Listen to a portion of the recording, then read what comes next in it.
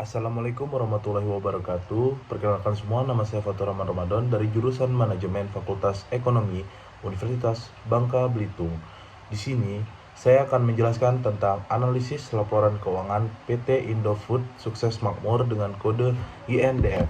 Masuk ke penjelasan pertama, yakni rasio probabilitas. Rasio ini digunakan untuk menilai kemampuan perusahaan dalam menghasilkan laba dari aset dan ekuitas yang dimiliki, di mana di dalamnya terdapat tiga komponen. Yang pertama ada return of asset atau ROA, yang kedua ada return of equity atau ROE, dan yang terakhir ada return of investment. Kita masuk ke materi yang pertama, return of assets. Mengukur seberapa efisien perusahaan menggunakan asetnya untuk menghasilkan laba bersih. Pada tahun 2020, ROA PT Indofood hanya 0,03%, menunjukkan bahwa perusahaan hanya mampu menghasilkan laba bersih sebanyak 0,03% dari total asetnya. ROA sedikit meningkat menjadi 0,1% pada tahun 2021 dan mencapai 0,9% pada tahun 2022. Meskipun peningkatan ini cukup signifikan, masih menunjukkan bahwa perusahaan belum memanfaatkan asetnya secara maksimal untuk menghasilkan keuntungan. Yang kedua, ada return of equity atau ROE, merupakan mengukur seberapa efektif perusahaan menghasilkan laba bersih dari ekuitas pemegang saham. Pada tahun 2020, PT Indofood memperoleh ROE sebanyak 0,06%, yang berarti perusahaan hanya menghasilkan 0,06% laba bersih dari ekuitasnya. Dan pada tahun 2021 ROE meningkat menjadi 0,11% dan kembali meningkat pada tahun 2022 menjadi 0,18%. Dan yang ketiga ada return of investment atau ROI, menunjukkan keuntungan yang diperoleh dari investasi yang dilakukan perusahaan. Pada tahun 2020, ROI PT Indofood adalah 4%, yang berarti perusahaan mendapat 4% dari investasi yang dilakukannya. Dan pada tahun 2021, ROI PT Indofood meningkat menjadi 8%, dan puncaknya pada tahun 2022, ROI perusahaan PT Indofood meningkat 5% menjadi 13%. Ini menunjukkan bahwa perusahaan semakin efektif dalam menghasilkan keuntungan dari investasi yang dilakukan. Yang kedua, rasio likuiditas. Rasio likuiditas digunakan untuk mengukur kemampuan perusahaan dalam memenuhi kewajiban jangka pendek dengan aset lancar yang dimiliki. Di dalam rasio likuiditas memiliki dua komponen. Yang pertama ada current ratio ataupun biasa dikenal sebagai CR, dan kedua ada quick ratio atau disebut dengan QR. Kita masuk ke pembahasan pertama, yakni current ratio. Current ratio merupakan mengukur kemampuan perusahaan untuk membayar kewajiban jangka pendek menggunakan seluruh aset lancarnya. Pada tahun 2020, current ratio PT Indofood adalah 137%. Artinya perusahaan memiliki aset lancar 1,37 kali lebih banyak daripada kewajiban lancarnya. Angka ini sedikit menurun menjadi 134% pada tahun 2021. Namun naik kembali, yang kali ini meningkat pesat menjadi 157% atau naik kembali sebanyak 23%. Kenaikan ini menunjukkan peningkatan kemampuan perusahaan dalam melunasi kewajiban jangka pendeknya pada tahun 2022. Dan yang kedua, quick ratio, mengukur likuiditas perusahaan tanpa memperhitungkan persediaan, karena persediaan membutuhkan waktu lebih lama untuk diubah menjadi kas.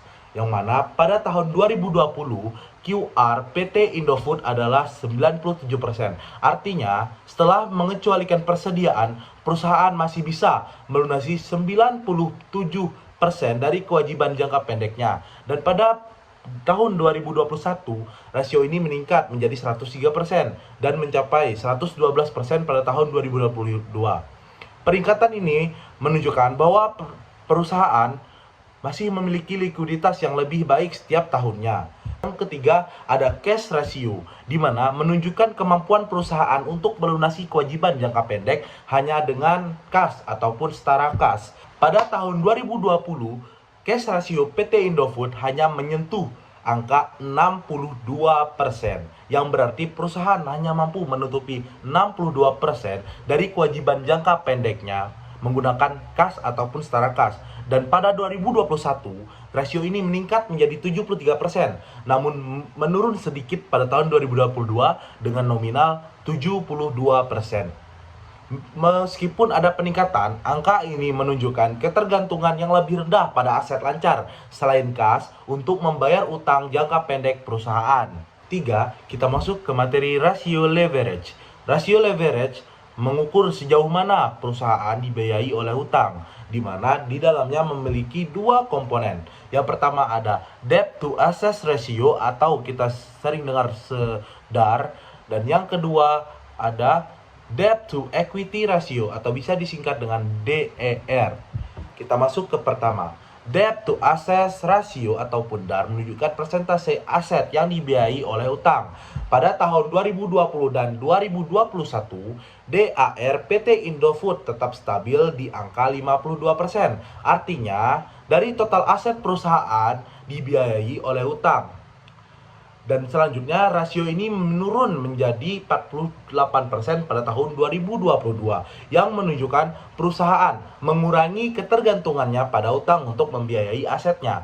Dan yang kedua ada debt to equity ratio ataupun DER. Mengukur utang terhadap ekuitas yang menunjukkan sejauh mana perusahaan dibiayai oleh utang dibandingkan modal sendiri.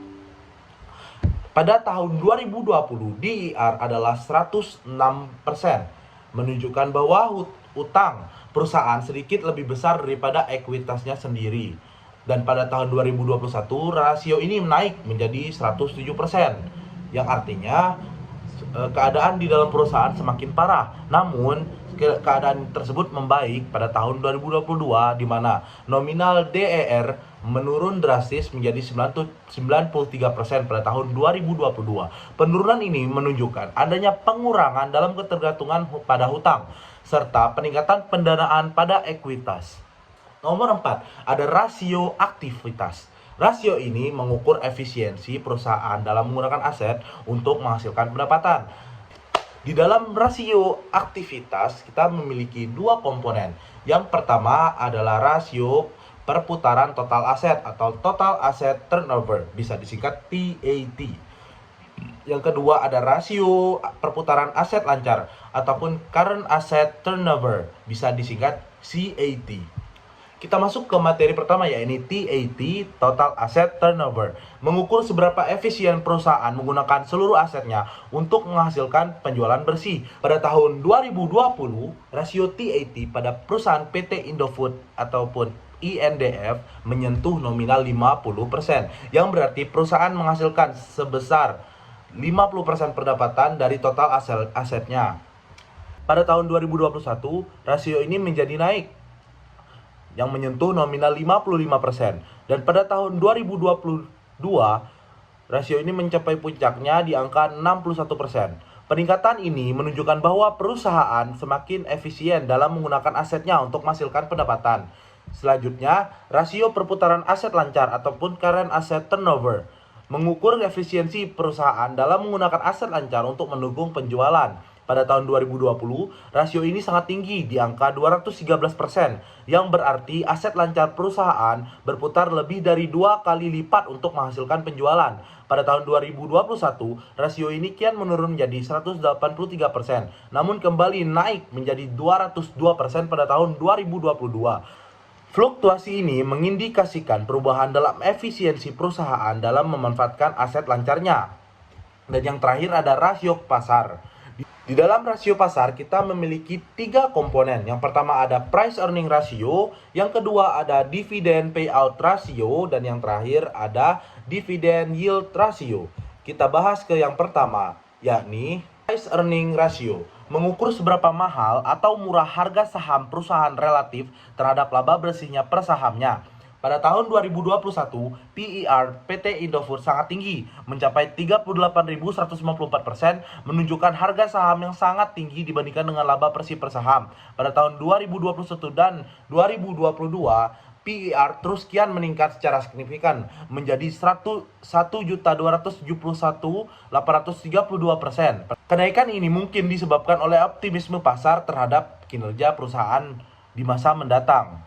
Selanjutnya ada Dividend Payout Ratio atau DPR, mengukur persentase laba bersih yang dibayarkan sehingga dividen kepada pemegang saham. Pada tahun 2020, DPR sangat tinggi, di angka 689%, yang berarti perusahaan membayarkan dividen jauh lebih besar daripada laba yang dihasilkan. Pada tahun 2021, rasio ini menurun menjadi 365% dan terus menurun hingga 249% pada tahun 2022. Penurunan ini menunjukkan perusahaan mungkin mengurangi pembayaran dividen untuk menjaga kestabilan keuangan internal perusahaan. Dan yang terakhir ada Dividend Yield Ratio, mengukur persentase dividen per saham terhadap nilai pasar saham. Pada tahun 2020, Dividend Yield Ratio PT Indofood adalah 49,23%, menunjukkan rasio dividen yang cukup tinggi. Pada tahun 2021, rasio dividen kian meningkat menjadi 53,34%, dan pada tahun 2022 puncaknya mencapai 65,28%, mencerminkan kebijakan dividen yang menarik bagi para pemegang saham dengan yield yang cukup tinggi dalam artian keuangan. Analisis di atas memberikan gambaran rinci tentang kinerja keuangan PT Indofood Sukses Makmur Tbk dari berbagai sudut pandang selama 3 tahun terakhir. Kesimpulannya, berdasarkan analisis laporan keuangan PT Indofood Sukses Makmur Tbk dari tahun 2020 hingga 2022 dapat disimpulkan beberapa hal penting. Yang pertama, kinerja likuiditas Indofood menunjukkan kemampuan yang baik dalam memenuhi kewajiban jangka pendek, terbukti dengan peningkatan current ratio dan quick ratio selama 3 tahun terakhir.